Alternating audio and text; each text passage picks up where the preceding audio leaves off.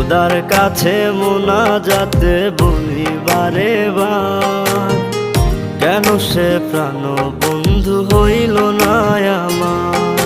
খোদার কাছে মোনাজাতে বলি বারে বার, কেন সে প্রাণ বন্ধু হইল না আমার।